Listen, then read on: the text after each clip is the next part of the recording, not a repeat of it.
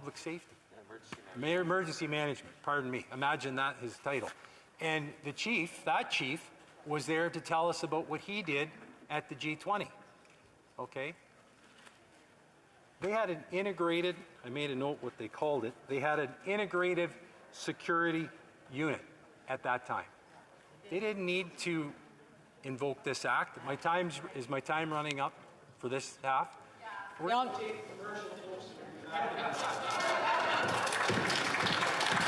The honourable member will have 6 minutes the next time that this matter is before the House. Statements by members, déclaration de députés. The honourable member Vaughan Woodbridge.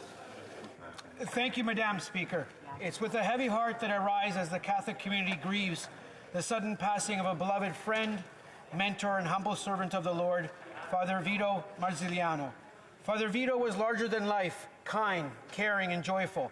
He was an inspirational leader and servant, and his thought-provoking homilies and the wisdom he shared will live forever in our hearts and minds. When I think of Father Vito, I'm reminded of St. Francis's prayer, Lord, make me an instrument of your peace.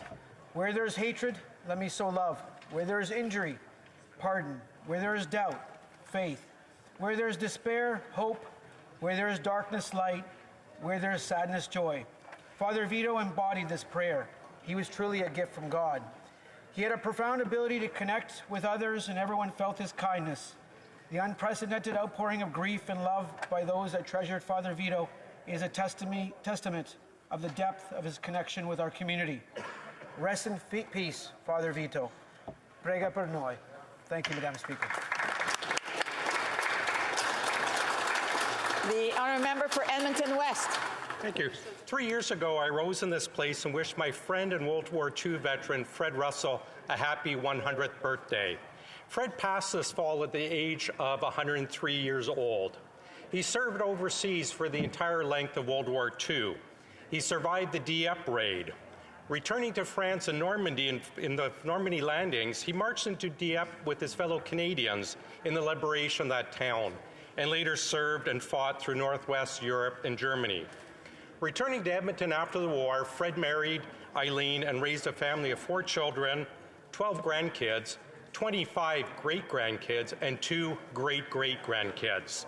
Now, as if years in the Army serving our country was not enough, Fred continued to help, volunteering with the Elmwood Park community, his church, Scouts, and the Edmonton Police Service.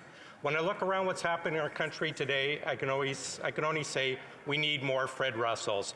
Fred, rest in peace. God bless you. The honourable member for Kingston and the Islands. Thank you, Mr. Speaker. Over the past 3 weeks, we've seen several disturbing images of members of the media facing repeated forms of abuse.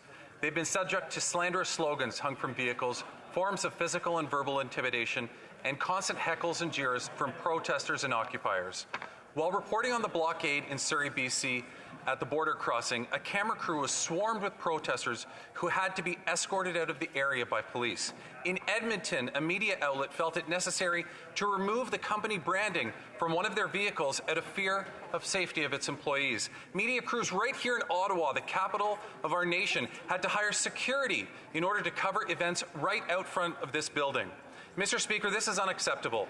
In a democratic and free society, the role of the media and freedom of press to be able to report without intimidation is essential. I would like to take this opportunity to recognize and thank all journalists, camera crews, and members of the media who have covered the front lines of this event for the past few days. The importance of your work can often go unrecognized, but it is essential to our society, and we thank you. The honourable member for Salaberry-sur-Roi. Mr. Speaker, on behalf of the members of the Bloc Québécois, I would like to recognize the absolutely extraordinary work of the employees of Parliament over the past few days as this House sat in extraordinary circumstances. While the police forces in the streets were bringing the siege on the Hill to an end, women and men here were working tirelessly to allow us to debate the confirmation of the Emergencies Act. From the cafeteria staff to maintenance to the sergeant-at-arms team, to the entire clerk's team, to the security guards, everyone was here despite the turmoil of the last few days, and that is simply admirable, Mr. Speaker. I want to especially highlight the tremendous work of the interpreters as we debated 16 hours a day this weekend. Again, absolutely admirable. I wish you some quiet and some rest. Congratulations and thank you all again. The Honourable Member for Pontiac. Mr. Speaker, I am honoured to rise in the House today virtually to recognize the achievements of our athletes from our region. Did you know that 1/3 of the cross-country ski team at the Olympic Games came from the Outaouais? Congratulations, Catherine Stewart-Jones, Antoine Cyr, and Laura Leclerc, for your excellent performances at the Winter Olympics 2022. You've inspired us. During this very difficult time, we needed that. You are role models in determination, resilience, and perseverance. You will surely inspire young athletes in our region. So Catherine, Antoine, and Laura, congratulations once again.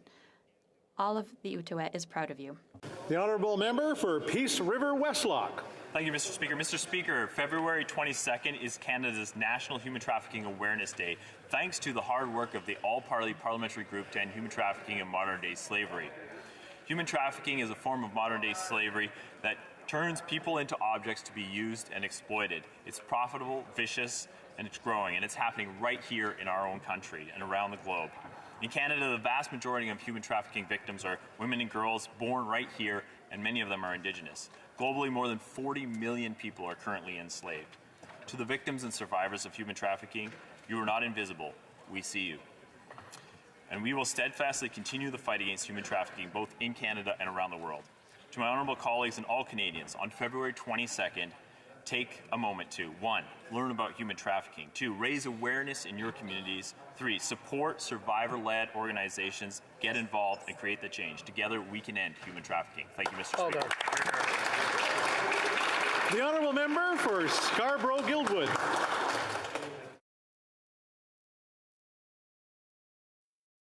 Thank you, Mr. Speaker. Tomorrow is Human Trafficking Awareness Day, as my colleague has just said. Human trafficking is a form of modern slavery that turns people into objects to be used and exploited.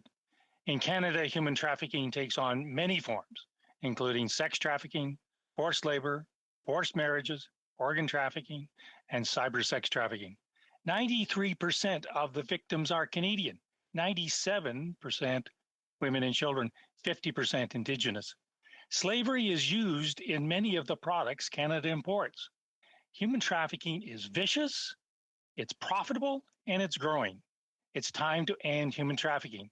There are 4 things you can do on February 22nd and every day thereafter. 1, learn about it. 2, tell others. 3, support anti-trafficking organizations. And 4, get involved politically. Thank you, Mr. Speaker. The Honourable Member for Brampton Centre. Thank you, Mr. Speaker. James William Roman escaped slavery in Maryland and came to Canada via the Underground Railroad. His grandson, Dr. Charles Lightfoot Roman, was born on May 19, 1889 in Port Elgin, Ontario. Dr. Roman was one of the first Black Canadians to graduate from McGill University's Faculty of Medicine. He was also one of the first Black Canadians to enlist for service in First World War. Moreover, he was a surgeon, author, researcher, lecturer, and a recognized expert in industrial medicine. To this day, Dr. Roman's grandson fondly recalls how his grandparents impacted the lives of Canadians in times prior to universal health care. They were a heroic team of doctor and nurse whose back door was never closed to those in need because their kitchen served double duty as a public clinic. Let us always be thankful for the many contributions of Black Canadians to our great country. Thank you, Mr. Speaker. The Honourable Member for Huron-Bruce. Thank you, Mr. Speaker. Canadians are more divided than ever before. But one topic all Canadians can agree on is the cost of living. Every visit to the grocery store, every time you fill up your vehicle, or you get your home heating bill, Canadians are reminded of the Prime Minister's inflationary monetary policy. Inflation was 4.8% in December, 5.1% in January, and many economists say the true cost of inflation is over 10%.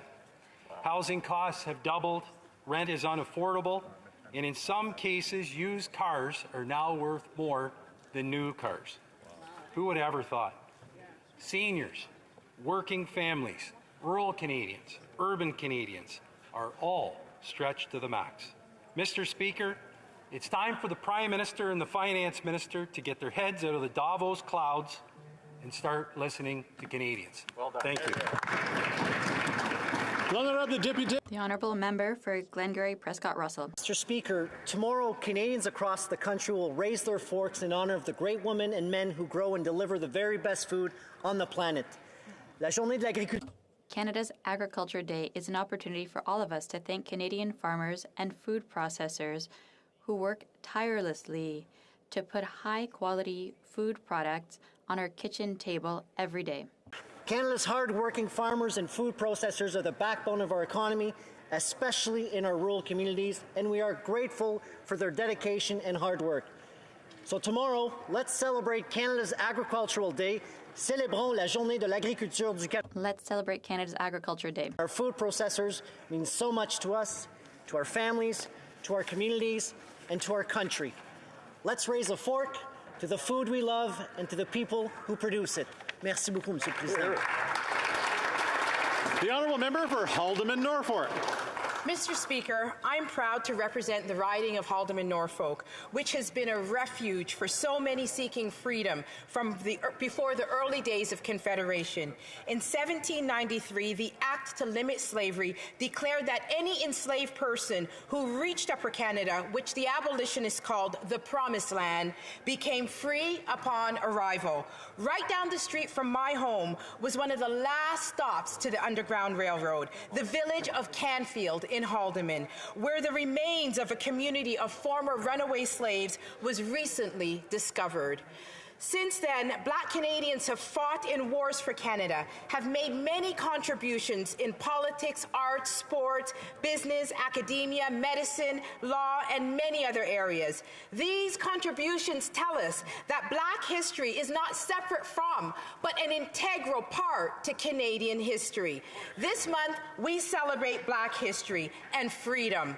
Thank you, Haldimand-Norfolk, for preserving this Canadian legacy of freedom. Let freedom reign. The Honourable Member for Charlesbourg-Haute-Saint-Charles. Thank you. Mr. Speaker, in any situation where police intervention is required, whether to maintain or restore public order, our peace officers must demonstrate a strong sense of individual and collective responsibility. They must remain calm in the face of invective and also show empathy. The coordination of the intervention is the key to success, and I would like to congratulate the police officers of the Service de Police de la Ville de Québec, supported by officers of the Sûreté de Québec, who are able to protect citizens' right to demonstrate while preserving public order in the centre of the national capital of Quebec. During 2 weekends, their work allowed citizens to be heard while respecting the lives of citizens living in downtown. In the same vein, I would also like to acknowledge the work of the thousands of police officers from across Canada who managed to regain control of the streets here in Ottawa without excessive force and with respect for the citizens who wanted to be heard. The balance between freedom of speech is founded on democracy. Let's not take it for granted. The Honourable Member for Alfred Pellan.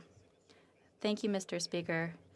Canada is closing the 2022 Olympic Winter Games in 4th position as the most decorated country with a total of 26 medals. Team Canada's athletes presented extraordinary performances, making our country shine internationally. What an amazing team. Nous pouvons être particulièrement... We can be particularly proud of our Quebec athletes who excelled and brought home 13 medals. In snowboard, Max Parot and Elliott Grondin. In freestyle, Michael Kingsbury, Manon Thénault, Mia Fontaine, and Louis Irving. In speed skating, Valérie Maltais, Kim Boutin, Steven Dubois, Charles Hamelin, Pascal Dion, and Jordan Pierre-Gilles. In women's field hockey, Marie-Philippe Poulain, Anne-Renée Desbiens, and Mélodie Daou. A big congratulations to Team Canada. The Honourable Member for London Fanshawe. Today, this House will hold a historic vote Years from now, many in this room will reflect on this debate, the crisis that led us here, and the profound historical impact it will have. At times, debate has been heated on both sides, and I feel the rhetoric has served no one. But we cannot understate the reasons we are here. The hate, intolerance, threats, destruction, and intimidation have left a lasting scar on our national psyche. Canadians have been left shocked and traumatized. Today's vote will happen. Tomorrow, the wounds will remain. We all have an obligation to fix our political system that is failing Canadians. We must fight for proportional representation so Canadians feel that their votes count.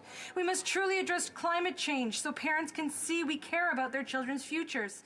We must provide the supports for gig workers so they can have a livable wage. We must build affordable housing and secure it as a human right. We love this country, so let's fix it and leave it in a better state for future generations. We owe Canadians that much. The Honourable Member for Rivière-du-Nord. Thank you, Mr. Speaker. 25 days after the arrival of the first trucks of the occupant convoy, the streets of Ottawa are finally free. This is thanks to the exceptionally well-coordinated work of 7 police forces, including the Sûreté du Québec. On behalf of the Bloc Québécois, I would like to thank all officers who participated in ending the siege of Ottawa and Parliament Hill. Their professionalism and patience were impressive. Just 3 days ago, it seemed almost impossible to imagine a peaceful resolution to this occupation. Yet this is what literally materialized before our eyes as we watched the operation from our office windows. In closing, I would like to specifically acknowledge the impeccable work of the Parliamentary Protective Service, which allowed members of Parliament to continue to work safely in the name of democracy despite what could have been dangerous circumstances. Thank you to all of you for your professionalism and for your service. The Honourable Member for Kildonan St. Paul. Mr. Speaker, in 1970, Tommy Douglas took a stand against government overreach when he courageously opposed the use of the War Measures Act by Pierre Elliott Trudeau. And yet, where is that courageous and historical NDP today? They're standing up for the son of Pierre Trudeau, giving him extraordinary powers to freeze bank accounts of political dissidents without due process, Mr. Speaker. But when the Liberals fired unvaccinated minorities in the public service, the NDP did not stand up for them. When the Liberals enacted policies at the border that cost blue-collar workers their jobs, the NDP did not stand up for them. When those marginalized and traumatized by government mandates and restrictions mobilized into the largest pan-Canadian demonstration ever seen, the NDP did not stand up for them. I call on my NDP colleagues today to use this rare and extraordinary power they possess in determining the vote on the Emergencies Act tonight to stand against giving Liberals unprecedented power. I call on them to stand up for workers. I call on them to stand up for democratic rights. I call on them to stand up for everyday Canadians and vote no, Mr. Speaker. The Honourable Member for Winnipeg South Centre. Mr. Speaker, EC. Here in the province of Manitoba, February 21st is Louis Riel Day. Each year, we reaffirm Louis Riel for what he was, a passionate leader advocating justice for the Métis people. He inspired the birth of Manitoba. Distressed by what he saw, the loss of Métis traditional lands, Riel called for action. À l'âge de 25 At the age of 25, Riel formed a provisional government and presented Canada with a Bill of Rights. On May 12, 1870, the bill became the Manitoba Act. 151 years later, on July 6, 2021, I was witness to the Government of Canada and the Manitoba Métis Federation signing the Manitoba Métis Self-Government Recognition and Implementation Agreement, an historic step in the renewal of the nation-to-nation principle and recognition of the Manitoba Métis Federation as an Indigenous government. Let's reflect, let's celebrate. Thank you, Mr. Speaker.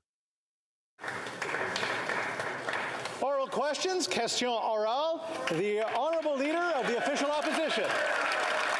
Mr. Speaker, Conservatives along with others, don't believe the Emergency Act was necessary to clear the protests and blockades. Many experts, including people like Chris Lewis, former commissioner of the OPP, are saying the government had all the tools they needed and the Emergencies Act was an overreach. The Prime Minister reported this morning that Ottawa is clear, the trucks are gone and the borders are open, but he says an emergency remains. Can the Prime Minister tell us what is the criteria for this emergency to be declared over, and on what date will he end these unprecedented and invasive measures? The Right Honourable Prime Minister. Mr. Speaker. The Emergencies Act is enabling critical measures to end these illegal blockades and prevent further occupations.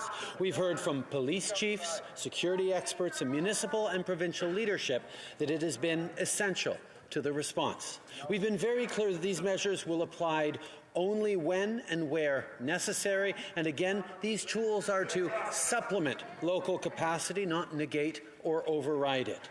As soon as these measures are no longer required, we will gladly lift them. This is responsible leadership. The Honourable Leader of the Official Opposition. Can the Prime Minister tell us exactly what powers the Emergency Act is giving him today that do not already exist? I know he said he needed the Act to force tow trucks to tow trucks away, but as he's already said, the trucks are gone, so we don't need tow trucks any longer. What power is needed right now, today, under the Emergency Act that doesn't already exist under current Canadian law? The Right Honourable Prime Minister. After weeks of people being harassed in their neighbourhoods and seeing small businesses forced to close, after billions of dollars were stalled in trade, putting people's livelihoods at risk, after evidence of increased ideologically motivated violent extremism activity across the country, and after a flood of misinformation and disinformation washed over Canada, including from foreign sources, it became clear that local and provincial authorities needed more tools to restore order and keep people safe. I ask all members of Parliament to stand up for Canada this evening. The Honourable Leader of the Official Opposition. Mr. Speaker, the Prime Minister talked earlier today about mending fences. He called on Canadians to call their unvaccinated cousin and for Canadians to aim for more decency in our public discourse. I would like to ask the Prime Minister if he would be willing to lead by example and apologize to Canadians that he called racist and misogynist and with unacceptable views because he disagreed with them. I think it would go a long way, Mr. Speaker. Would the Prime Minister rise today and would he lead the way? The Right Honourable Prime Minister. Speaker, the right of Canadians to express their opinions, the right of Canadians to protest peacefully, to disagree with their governments is something we will always stand up to protect and uphold, even with the implementation of the Emergencies Act. The Charter of Rights and Freedoms continues to apply. And quite frankly, Mr. Speaker, continuing to demonstrate the way Canadians are being there for each other, not harming their neighbours, not occupying cities, but being there for frontline workers, being there to support each other. That has been the story of this blockade and this pandemic. The Honourable Member for Mégantic-L'Érable. Mr. Speaker, the member for Beaches confirmed this morning in this House that I'm not convinced that the Emergencies Act should be implemented after today. I will vote for it, but now because it's a confidence vote. Is it true that you've called for a confidence vote? Will you start an election with this if they don't vote for it? The Right Honourable Prime Minister, the Emergencies Act allows us to take essential measures to end the illegal blockades and to prevent the occupation from starting again. Security experts, police forces, and officials have told us that this act is essential. They've clearly said that these measures will only be applied as necessary. These are tools that are in addition to local capacity, and we will cancel these measures as soon as necessary. Thank you. The Honourable Member from Mégantic-L'Érable. Many, many words, Mr. Speaker. I've listened to the Prime Minister carefully, but it's not enough to tell Canadians to talk to each other. The Prime Minister himself has to set the example. When he listened to Canadians who do not think like him, did he take time to call the member for Louis Hébert in terms of voting for these emergency measures? Will he call each of the citizens that he insulted over the past weeks? It's time for the Prime Minister to walk the talk. The Right Honourable Prime Minister, since the beginning of this pandemic, this government, like almost all Canadians, have been there for each other. We supported each other during difficult times. We were there for small companies and for seniors and for our frontline workers. And this will be the history of our pandemic. It won't be the history of people who are blocking streets and preventing people, other Canadians, from doing their jobs and for living in peace. It'll be the history of people who are there for each other.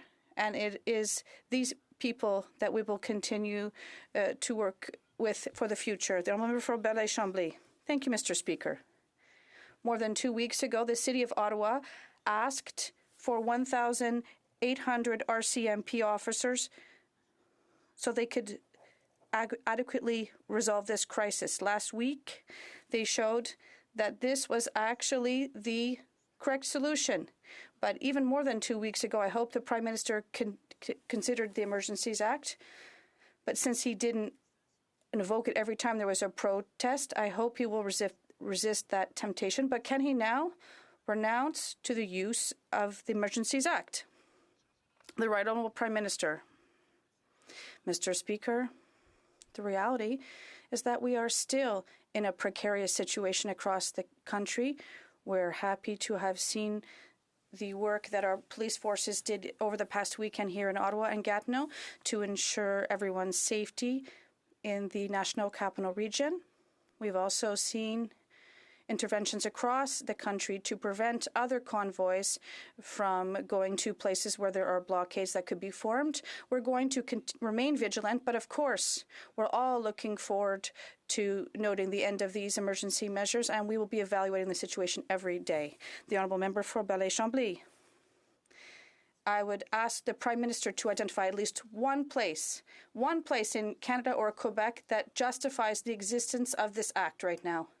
He talked about tow trucks and financing and freezing bank accounts, not for 2 weeks. Well, let's make legislation for 2 weeks, not permanently, if there is criminal actions done with criminal funding. But he wants this to be a confidence vote because he's fearing his own caucus. Can he not admit that these are not the right means to go about this? The Right Honourable Prime Minister.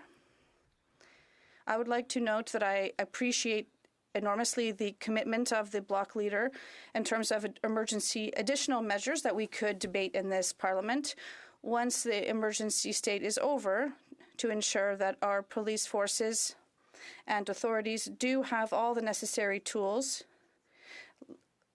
so that they can deal with illegal occupation or criminal acts such as this one. For the time being, we're still in an emergency situation. And I know, like all Canadians, that we're looking forward to end these emergency measures as soon as necessary, and we will continue to monitor the situation closely. Thank you. Member for Burnaby South. The occupation in Ottawa and the blockades on bridges and borders across Canada has had a severe impact on workers. We know workers in Windsor, auto sector workers, workers in the downtown core of Ottawa, like the Rideau Centre and others, were severely impacted. They lost days, in some cases weeks, of wages that made it even harder for them to put food on the table.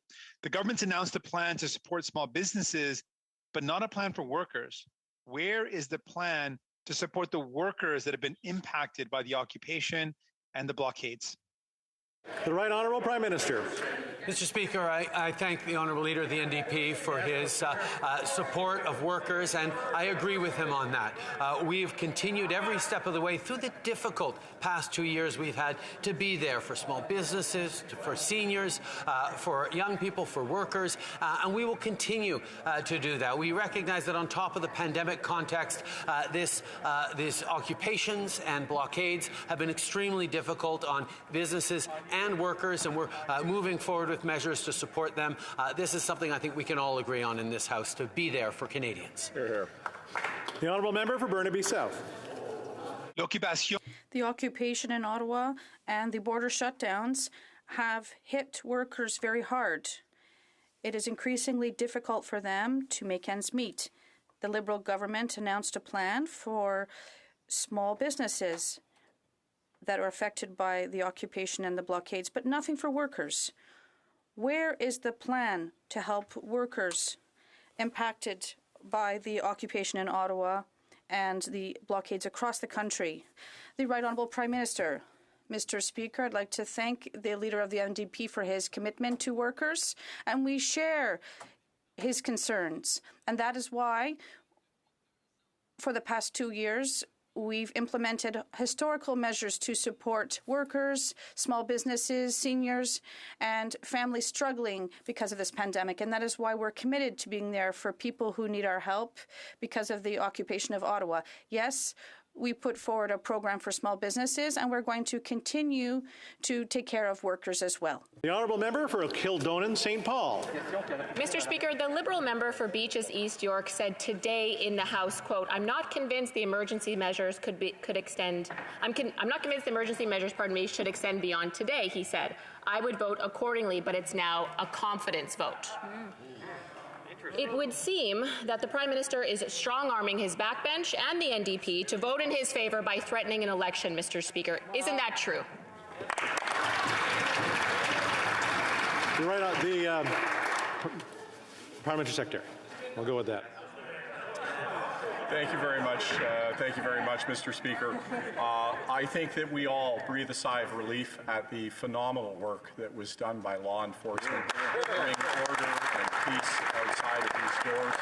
I look forward to the vote that's going to be taking place in just a few hours to have this House affirm the powers that were needed to ensure that peace and stability, and to make sure on a preventative basis that we do not see a return to that level of disorder. The Honourable Member for Kildonan St. Paul. Mr. Speaker, the blockades have ended. Downtown Ottawa has been cleared. If there was ever a national emergency, which remains in doubt, it's over. So there is no need for the Emergencies Act vote tonight, but it would seem then that this vote tonight is about far more than the blockades and the protesters in downtown Ottawa. It would seem it's only about power. Yes. About the government having the power and setting the precedent that bank accounts of political dissidents can be frozen. Isn't that right, Mr. Speaker? That's right. The Honourable Minister of Public Safety. Mr. Speaker, I want to just highlight how instrumental the Emergencies Act has been in allowing us to address very effectively, but in a manner that is consistent with the Charter, the illegal blockades. And I, too, want to take a moment to express my profound gratitude, and I hope all members in the chamber will say thank you to the RCMP and all members of the law enforcement who, in a very professional, measured and restrained manner, have restored order to the streets of Ottawa and have ensured that we've made progress at our borders. Mr. Speaker, we will only use the powers of the Emergencies Act as long as necessary. The Honourable Member for Louis Saint Laurent. Mr. Speaker, over the past week, we've heard that Canada didn't need emergency measures to resolve the issue in Ottawa. Thousands of police across Canada were able to solve the situation. This isn't the first time this has happened. However, continuing to impose the Emergencies Act, which doesn't have its place in my opinion, is not necessary. The Ambassador Bridge was cleared without this act. Why is the Prime Minister insisting on invoking an emergency act that Canadians don't want? The Right Honourable Prime Minister. Over the past days, we've seen the blockades have been lifted at our borders and in the downtown Ottawa area. I'd like to thank all of the law enforcement officers for their professionalism. The Emergencies Act was key, but we'd like to end it as quickly as possible. The honourable member for Louis Saint Laurent. Mr. Speaker, in my hometown of Quebec City, demonstrations took place without the emergency legislation. What was lacking clearly in Ottawa in recent weeks was leadership. The Premier of Quebec does not want the Emergencies Act, and neither do 7 other premiers, but they are imposing this extreme act.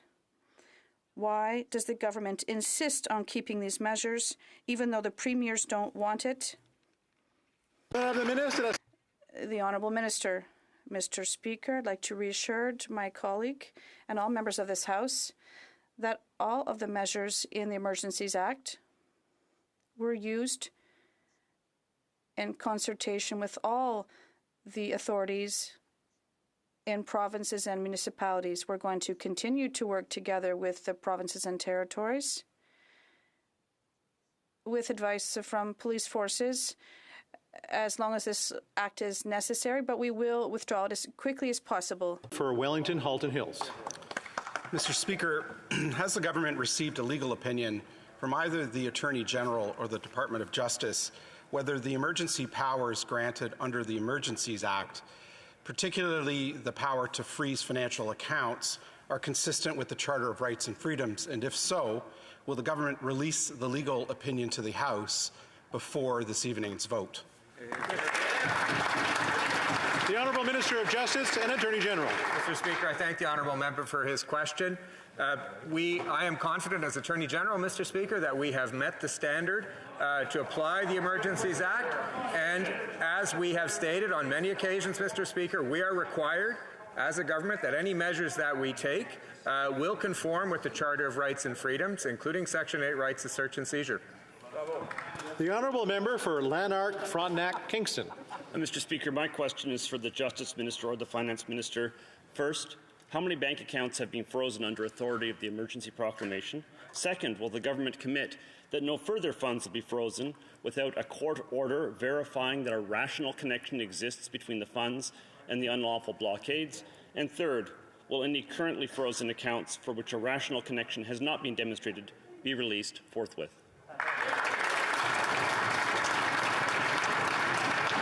The Honourable Minister of Public Safety. Well, I want to thank my colleague for the many questions, but I will say at the very beginning that the RCMP have clarified that at no time they provided any list of donors to banks for enforcement under the Emergencies Act, Mr. Speaker. And with regards to those financial controls which are being exercised under the Act, Mr. Speaker, as we've said many times, those powers are being exercised in a manner that is consistent with the Charter, including due process rights, as well as the right to be protected against any unreasonable search and seizure. Thank you.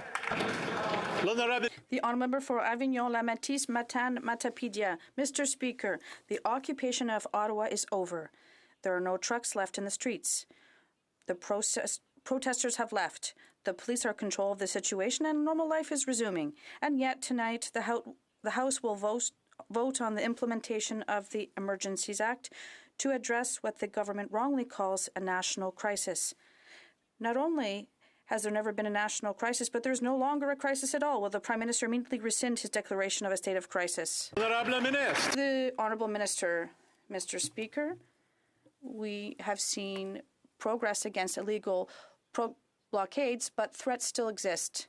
The Emergencies Act will be key in terms of ending illegal blockades. We received advice from experts and police officials that have said this act is still necessary. The honourable member for Avignon, La Matisse, Matane. Mr. Speaker, this is completely absurd. The Prime Minister wants us to vote for extraordinary measures to get no trucks and no protesters off the streets in Ottawa. And yet if we oppose it, he'll make it a no-confidence vote, so he can call a second unnecessary election in 6 months. But worse than that, what he is demanding means that for the first time in history, the House of Commons would support the use of the Emergencies Act to deal with a problem that no longer exists. Does the Prime Minister realize how low a bar he is setting and how damaging a precedent he is setting? The Honourable Minister. Mr. Speaker, with all due respect for my colleague, despite the progress that has been made, there are still risks. Risks in Ottawa, in front of the House of Commons, at our borders. There are a lot of efforts to keep illegal blockades from resuming, and that is why, in the opinion of police forces, we will continue to keep the Emergencies Act for now, and will use these measures with great responsibility, with all the respect due to the Charter. The Honourable Member for Avignon-La-Métis-Matane. Mr. Speaker, still absurd. Dozens of trucks who have left Ottawa have threatened that as soon as they can, they will return. So how long will the Prime Minister keep these emergency measures in place? Will he leave them in place forever, even if there's no crisis, just in case the trucks come back? Seriously, Mr. Speaker, what is it going to take for the government to realize that the Emergencies Act did not solve this crisis? It was a well-concerted police intervention like we've been asking for since the beginning. The Honourable Minister. Mr. Speaker, legislation is working. All of the measures that are in the Act are temporary and targeted, and they're going to be used in respect of the Charter. And they'll be removed as quickly as possible. At the same time, we have to listen to the advice of our police forces. Lambton, Kent, Middlesex. Speaker, the Finance Minister said at a press conference this morning, and I quote, "For anyone who is concerned that their accounts may have been frozen because of their participation in the illegal blockade or occupation, the way to get your account unfrozen is to stop being part of the blockades and occupation." Well, the blockades have ended, but concerns over frozen accounts has not. Yep. Speaker, what mechanisms are in place today to help those who are accidentally caught in the government dragnet? The Honourable Minister. Thank you very much, Mr. Speaker. And to be very, very clear, the RCMP issued a statement today that clearly and unequivocally stated that they have not released the names of donors to the banks and that they are doing their job of targeting those individuals who are primarily responsible for that, including the people who park their trucks illegally on the streets. Mr. Speaker, for any individual, any Canadian who happens to have their accounts frozen by their bank, they should call their bank and find out why. The Honourable Member for Portneuf, Jacques Cartier. Mr. Speaker, the Emergencies Act allows for bank accounts to be frozen. Many Canadians have told us that they don't know the rules or how long they will last. We must not trivialize this law. It is very worrisome. And even worse, the Minister of Finance wants to introduce legislation to give more power to the banks without a mandate. Can the Minister commit to establishing mechanisms for abusive decisions to help innocent Canadian citizens? The Honourable Minister. Mr. Speaker, I would like to remind the member, first of all, there is nothing retroactive in the measures we brought forward. They take effect on February 15th. So anyone who, for example, made a donation to a cause prior to that wouldn't in any way be impacted by these measures. Additionally, there is built right into the Emergency Act parliamentary scrutiny and subject to scrutiny by this House, Mr. Speaker, and by the other place. And so the concerns the member that brings forward can be addressed quite appropriately within the existing Act. The Honourable Member for Lakeland. Mr. Speaker, a financial crime expert says the Emergencies Act is a, quote, serious deviation from normal democratic process. A U of T finance professor says banks may be inclined to overreact so as to not run afoul of government. Security and finance experts say there are no suspicious activities or credible threats with protest-related donations. There's no evidence, court order, or due process, and no limits on what direct or indirect participation means. It's already happening to my constituents. So when will frozen bank accounts be up and running again? The Honourable Minister of Emergency Preparedness. Thank you very much, Mr. Speaker. And Mr. Speaker, the Integrated Command Team, which is composed of the Ottawa Police Service, the OPP, and the RCMP, have been clear and unequivocal. The authorities that have been provided to them under the Emergency Act have been essential to the progress that they have made in getting the situation under control. And, Mr. Speaker, we've also heard from the Canadian Association of Chiefs of Police, that's all the chiefs, the Ontario Association of Chiefs of Police, and even the Canadian Police Association representing the rank and file, all have been clear and unequivocal. These measures were essential and have been helping them restore order in this country. The Honourable Member for Port Moody Coquitlam. Mr. Speaker, while some MPs are claiming that the threats are now over, Canadians are still living with the impacts of the ongoing convoy crisis. In BC, the Pacific Highway crossing had to be preemptively closed this weekend, blocking commuters, essential workers, and goods. The RCMP arrested 16 people, while other unlawful activity could not be addressed on the spot due to lack of resources. After weeks of failed leadership from the government, will the minister assure Canadians that they are now acting with the urgency needed? The Honourable Minister of Public Safety.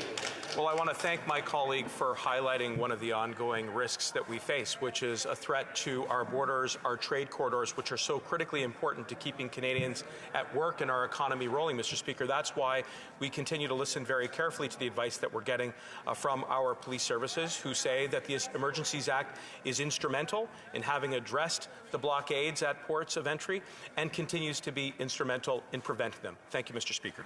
The Honourable Member for Edmonton Strathcona. Mr. Speaker, what happened in Coutts, Alberta is unprecedented. Conservatives are downplaying the severity of what is happening and are pretending that the threat is over. There was a plot to murder RCMP officers by dangerous extremists. Millions of dollars are still coming in from foreign sources to fund these hate groups. Order, order. I've got the volume as far up as I can, so I'm not hearing the question, so we keep a relative roar when we're asking the question. The member for Edmonton Strathcona. Mr. Speaker, what happened in Coutts, Alberta is unprecedented. And Conservatives in this House are downplaying the severity of what is happening and are pretending that the threat is over. There was a plot to murder RCMP officers by dangerous extremists. Millions of dollars are still coming in from foreign sources to fund these hate groups. When will the government bring forward legislation to halt all— The Honourable Minister. Mr. Speaker, I do share the concerns of my honourable colleague around the severity of the charges that were laid in Coutts, including conspiracy to commit murder. Of course, Mr. Speaker, honourable colleagues will recognize that it would be inappropriate for us to comment on ongoing matters which are now before the courts, but I also share her concern around the rhetoric and extremism, which we have seen not only in Alberta, but right across the country, which has motivated some of the individuals, Mr. Speaker. We need to be vigilant about that. We need to be sure that we deal with those threats, Mr. Speaker. That's one of the reasons why the Emergencies Act is there to help protect the health and safety of Canadians. Thank you. The Honourable Member for Kitchener-Conestoga. Mr. Speaker, the last 3 weeks have been extraordinarily difficult for the people of Ottawa. Major roads blocked, noise at all hours of the night, people threatened and intimidated in their own communities. Despite the severe economic impacts of the last 2 years, downtown businesses were forced to shut their doors yet again. This past weekend, we saw police execute a coordinated plan that finally removed demonstrators and their vehicles from Ottawa streets. This only came after the federal government invoked the Emergencies Act for the very first time in our nation's history. Can the Minister of Emergency Preparedness explain to this House why the Act was needed to bring the situation to an end? Thank you, Mr. Speaker. The Honourable Minister of Emergency Preparedness. Thank you very much, Mr. Speaker, and I wanted to thank my colleague for a very important question. The actions of the illegal blockaders at our critical infrastructure, essential trade corridors, and even here in the streets of our nation's capital was causing great and lasting harm to our country, to our economy, and to our citizens. Mr. Speaker, this was clearly and unequivocally an emergency that required extraordinary measures to restore the rule of law, to protect public safety, and to protect Canadian interests and infrastructure. Mr. Speaker, I want to lend my voice with my government in a word of thanks to our law enforcement officials who did the job we needed them to do and have protected our interests. The Honourable Member for Regina Louvain. Mr. Speaker, we're at a point of time in Canadian history I never thought we'd reach. Canadians in the nation's capital are seeing fences put up around the street. Police check stops at every intersection, and some Canadians are mistakenly having their bank accounts frozen. Tonight in this chamber, every single member of Parliament will have to rise and say if they agree this is the Canada they want for their kids and grandchildren. My question to the Prime Minister, how did he convince the federal NDP to sell out the core beliefs of Jack Layton and Tommy Douglas? The Honourable Minister of Public Safety. Mr. Speaker, I want to assure the member that all of the powers which are being used under the Emergencies Act are being done in a manner that is very proportional, measured and respectful of the Charter, including protections around due process and the right to be protected from unreasonable search and seizure, Mr. Speaker. We're always reassessing the need for the Emergencies Act. We're listening very carefully to the advice that we're receiving from law enforcement, and I want to assure him and all members of this chamber that we will absolutely retreat from the Emergencies Act as soon as we can. Thank you. The honourable member for Regina Louvain. The minister doesn't get it. Canadians just don't trust him and his government. We have an historic vote this evening.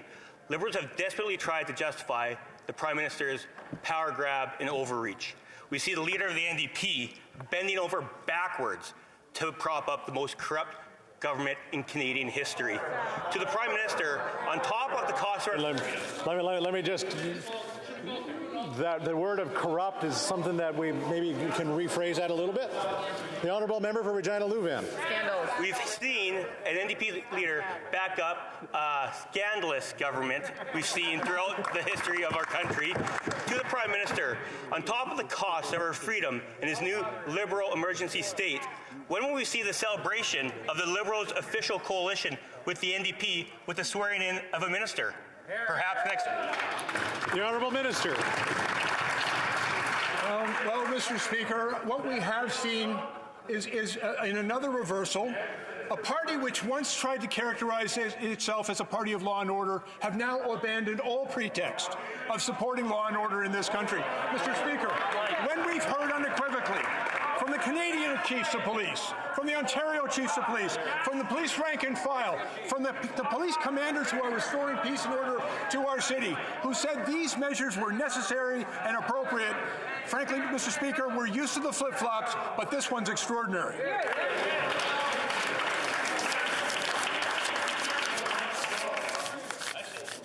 The honourable member for Central Okanagan, Similkameen Nicola. Mr. Speaker, the trucks outside are gone. The protests are over. There are no more blockades. Yet, this Prime Minister is still determined to punish those involved under the Emergencies Act, where there is no due process to protect the innocent. Worse yet, Mr. Speaker, he does this with the NDP's support. When did this Prime Minister lose all respect for the Charter, and when did the NDP lose their way? That's right. The Honourable Minister of Public Safety. Mr. Speaker, as my honourable colleague has now heard on several occasions, the tools that we are using under the Emergencies Act are very practical, very targeted, and very measured. We're talking about designating secure zones. We're talking about choking off illegal funds which could be used to aid and abet the illegal blockades. We're talking about rapidly deploying the RCMP so that we can restore public safety, Mr. Speaker, here in Ottawa. All of these things the Canadian Association of the Chiefs of Police have supported. The Ontario Association of the Chiefs of Police have supported. The Canadian Association Police, who are the rank and file of police frontline responders day in and day out, support the Emergencies Act. When will the party of law and order actually support the opinions of the law and order? The honourable member for Central Okanagan, Similkameen Nicola. This party doesn't support the Charter of Rights, Mr. Speaker. It also doesn't seem to understand the continued use of the Emergencies Act for this Prime Minister's political purposes will only further divide Canadians. Now, former NDP MP Sven Robinson said that it's a very dangerous precedent is being set. Why has the Prime Minister not rescinded these emergencies powers today? The Honourable Minister of Public Safety. Mr. Speaker, the short answer is because we are listening to law enforcement who have given us a very considered view that threats remain to our communities here in Ottawa, to the neighborhoods here in Ottawa, Mr. Speaker, who have for far too long been under siege, Mr. Speaker. We're listening to law enforcement about the threats that remain at our borders, where trade corridors and supply chains are vital to the Canadian economy, to keep Canadians at work, Mr. Speaker. That's why we continue to use the Emergencies Act, but we're doing it in a responsible, measured way, consistent with the Charter, and we will sunset the Emergencies Act as soon as we can. The Honourable Member for Saint Jean. Mr. Speaker, there are increased tensions between Russia and Ukraine, and armed conflict is imminent. We must face facts. Even if no Russian forces have crossed into Ukrainian territory, the country is already under attack. For weeks now, the Canadian government has claimed that it will participate in imposing severe sanctions on Russia if it invades Ukraine. But, Mr. Speaker, the offensive has already begun. Ukraine needs the support of its allies now, not when it's too late. Will the government immediately impose preventive sanctions to dissuade Moscow from following through with this attack? The Honourable Minister. Very much, Mr. Speaker. And as the honourable member knows, we are indeed ready to impose severe economic sanctions should Russia further invade Ukraine, an invasion that has been going on for many years. We're working closely with allies, the US, the UK, and the EU. Sanctions are always most effective when they're done in lockstep with other countries. That's exactly what we do as we stand with the Ukrainian people and with Ukraine. The Honourable Member for Saint-Jean. Mr. Speaker, Ukraine has asked its allies for immediate sanctions. Now, Moscow has already officially announced that it will recognize the independence of the Donbas territories, which is the first step towards their annexation. Ukraine has already suffered through a cyber attack, a maritime blockade, military pressure, and a disinformation campaign designed to justify an invasion. Just last week, the Foreign Affairs Minister declared that sanctions will come into effect on the first day of an attack. Well, Mr. Speaker, the attack is underway. Will Canada fire a shot across the bow and immediately impose sanctions against Moscow? The Honourable Parliamentary Secretary. Merci, Monsieur le Président. Thank you, Mr. Speaker. Canada firmly supports the sovereignty and the territorial integrity of Ukraine. We strongly condemn Russia's decision to recognize the Donetsk and other regions in Ukraine. This is a violation of the Minsk Agreement and against the Charter of the United Nations, and it represents a threat to stability in the region. The Honourable Member for Charlebourg, Haute-Saint-Charles. Mr. Speaker, Canadians are not fools, and even the Prime Minister's caucus is growing increasingly nervous with his imprudent governance. He says that he has had no choice but to invoke the Emergencies Act, and now he's made it a confidence measure for his own caucus. This sets a precedent, and it must not be taken lightly. What's more, the Prime Minister says we need to keep the emergency measures in place as a precaution for 3 months. Is he actually telling us that he's going to invoke the Emergencies Act every time he disagrees with a protest and every time his leadership is under threat? The Honourable Minister of Public Safety. Mr. Speaker, since the beginning of the illegal blockades, the government has taken many concrete actions. For example, we provided increased resources to police forces, but at the same time, the Emergencies Act has continued to be necessary to help police services and to prevent illegal blockades that might come back. And we will revoke the measures as soon as we possibly can. For Haliburton, Kawartha Lakes, Brock. Thank you, Speaker. Parliament Hill is now cleared. Most of the charges in Ottawa involve trespassing and mischief. Tow truck operators already were compelled to help authorities before the Emergency Act. Our borders were cleared prior to the never-before-used law being activated. Organizations like the Canadian Civil Liberties Association tell us that the government isn't limiting the act to just Ottawa. It applies universally across the country. It does not target just one specific protest and applies to every single Canadian. So going forward, Speaker, how often does the Prime Minister plan to use the tool of last resort as a tool of first resort? The Honourable Minister of Emergency Preparedness. Mr. Speaker, I think even the member opposite would acknowledge that when we see the type of criminality taking place on the streets of Ottawa, when we see the attacks on our critical infrastructure and cutting off vital supply lines into this country, that constitutes an emergency because of the harm committed against our country and our citizens. And Mr. Speaker, we are prepared to do what is required, and we're working very closely with law enforcement, Mr. Speaker, who have the important task of restoring the rule of law to our streets and protecting our citizens and our critical infrastructure. And we will only use those measures as long as they are required. The Honourable Member for Foothills. Mr. Speaker, the Emergencies Act is intended to be a last resort to deal with a clear, imminent threat. It's not a sledgehammer to deal with some future unknown crisis. There's no security threat. The streets are empty. The blockades are gone. there's no threat to our democracy. We're here in the House of Commons with the world watching, about to have a critical vote.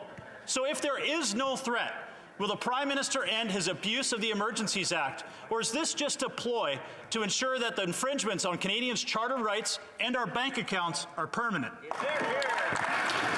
The Honourable Minister of Public Safety. Mr. Speaker, I would hope that the member would have seen over the course of the last number of days that far from using a sledgehammer, the police have been restrained.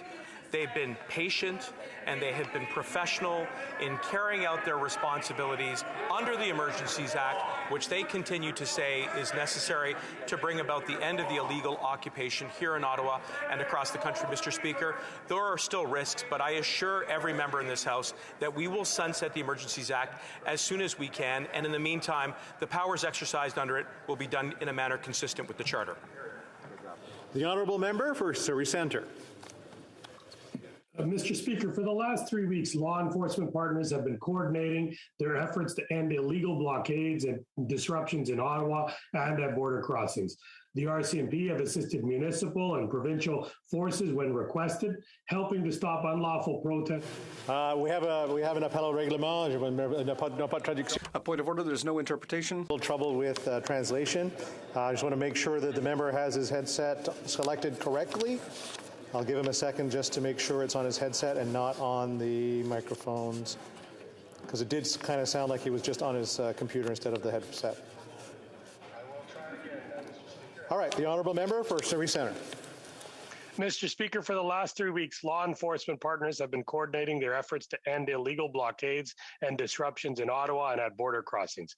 The RCMP have assisted municipal and provincial forces when requested, helping to stop unlawful protesters and restoring the freedoms and livelihood of all Canadians. Mr. Speaker, why is the continued use of Emergencies Act necessary to ensure Canadian livelihoods and quality of life are protected? The Honourable Minister of Public Safety. Mr. Speaker, I want to thank my honourable colleague for his excellent question and for all of his hard work in representing his community. And he will know, Mr. Speaker, why the Emergencies Act continues to be necessary. Because in Surrey at the Pacific Highway, we saw a recent effort to once again obstruct trade corridors, which has a direct and significant impact on the economy and Canadian jobs, Mr. Speaker. And I know that is a central concern for the honourable colleague. I hope it is for all members in this chamber. And I hope that tonight everyone will see fit to support the passage of the Emergencies Act so that we can end the illegal blockades, so that we can get back to life as normal as quickly as possible. Thank you, Mr. Speaker. The Honourable Member for Wellington, Halton Hills. Mr. Speaker, I asked a serious question earlier, which the Attorney General did not answer. I asked whether or not the Attorney General or the Department of Justice rendered a legal opinion regarding the public order emergency powers and the Charter. Surely his answer to my question was not the sum total of that legal opinion, if it exists. So I ask again, Mr. Speaker, is there a legal opinion, yes or no? And if yes, will the government release it to the House ahead of this evening's vote? Hear, hear. The Honourable Minister of Justice and Attorney General. I thank the honourable member for his question. Were he a lawyer, he would understand that I would not answer that question. I speak as Attorney General for the Government of Canada in giving legal opinions. I've assured this House, I've assured the Canadian public that I feel that we have met the legal standards based on the decision, and that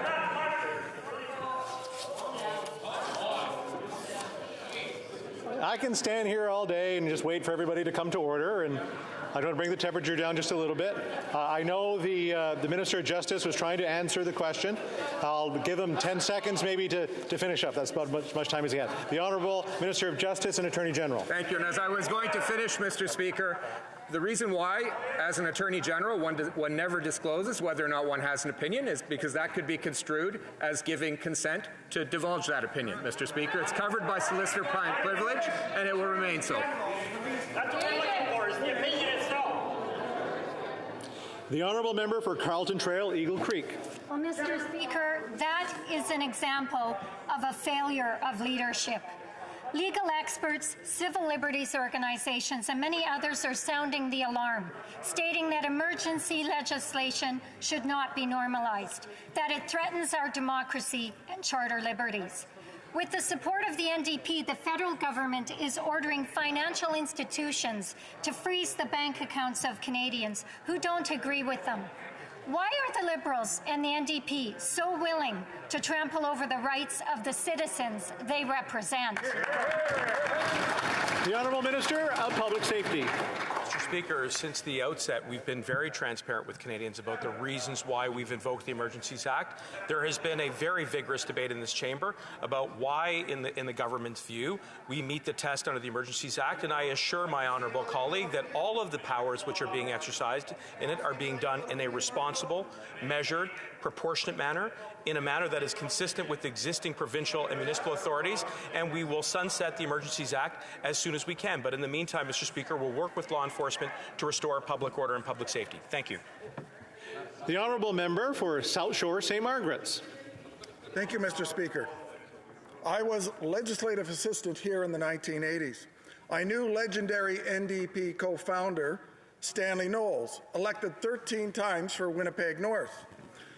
The 1970 debate invoking the War Measures Act, Mr. Knowles said, we have to work very hard to show that in our kind of society, we still think there's a better way to deal with ideas that we don't agree with. Why did the NDP coalition not listen to these sage words of Mr. Knowles before implementing the Act? Good question. The Honourable Minister of Emergency Preparedness. Thank you very much, Mr. Speaker. And although I appreciate the member's New Democratic viewpoints, let me say, Mr. Speaker, the Emergency Act is not the War Measures Act.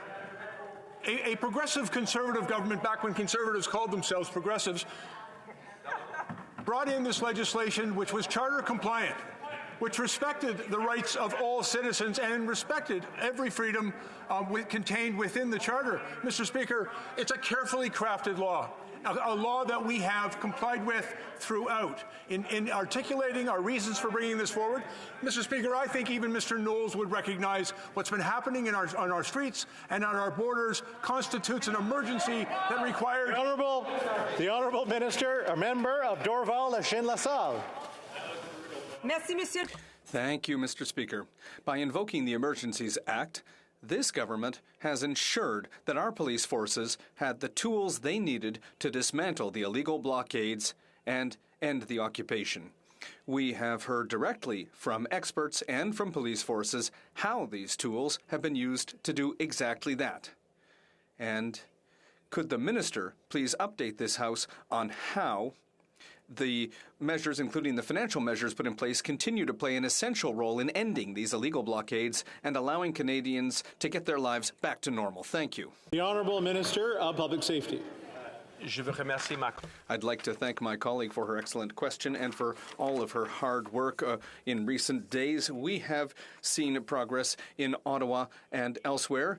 There are no more blockades in downtown Ottawa, and our borders are open. I thank the RCMP and our police forces for all their good work. All of the measures in the Emergencies Act have been very practical. They've been targeted, and they're temporary. And all the measures have been implemented with respect for the Charter, and we will sunset the law as soon as we can. Thank you. Honourable Member for Windsor West. The Ambassador Bridge blockade caused over $1 billion in economic losses. The bridge is now open, but new barricades are blocking local business, cancellations of doctor and health appointments, and continued job losses. Since the Emergency Act started, further convoys have been turned back and resources have been invested to protect this national route, even when we've just recently faced a bomb threat. The government has offered supports for Ottawa businesses affected by the occupation, and that is good. Will this government ensure that they are helping all the border municipalities and their workers who are harmed by the convoy crisis, because it still carries on? The Honourable Minister of Public Safety. I want to thank the Honourable Member for Windsor West for his advocacy and for hard work in representing his constituents. We've maintained very open lines of communication during the illegal blockades, Mr. Speaker. He highlights why it is that the Emergencies Act continues to be necessary given the risks in Windsor, in Coutts, other ports of entry like Surrey, Mr. Speaker. We're going to work very closely with my honourable colleague from Windsor-Tecumseh, the Mayor of Windsor, to ensure that small businesses have all of the supports they need so that we can get the economy going again, notwithstanding the challenges of the illegal blockades, Mr. Speaker. This government will be there for those impacted by them. Thank you. The Honourable Member for Saanich Gulf Islands. Thank you, Mr. Speaker. As honourable colleagues will know, from the beginning, I've been very concerned that the regulations appear overly broad and not connected to the declaration itself. I want to ask the Minister of Justice and Attorney General if he's satisfied, and if he can satisfy me, that the declaration is tied to these regulations, that they cannot be used other than for this specific emergency as described in the declaration. The Honourable Minister of Justice. Mr. Speaker, I thank the honourable member for her question. The way in which the regulations or orders are based on the declaration, Mr. Speaker, as well as the way in which they're written, clearly indicate that they flow from the declaration. So I can assure the honourable member, Mr. Speaker, and I can assure Canadians that the regulations or orders can only be used for the combating this particular emergency and no other situation, Mr. Speaker. Well, that does it for question period. Thank you so much for all participating and staying relatively coherent. And I'll go to the daily routine. So, tabling of documents. The Parliamentary Secretary, the Minister of Natural Resources. Thank you, Mr. Speaker. Pursuant to Standing Order 32-2, I have the pleasure to table in both official languages the 2020-2021 Annual Report for the Green Municipal Fund, Forward Together. Thank you. That is tabled. Dépôt de projet. Introduction of government bills. Déclaration. Statements by ministers. Reports from interparliamentary delegations. Présentation. Presenting reports from committees. L'honorable député. The Honourable Member for Waterloo. Monsieur le Président. Mr. Speaker, I have the honour to present in both official languages the third report of the Standing Committee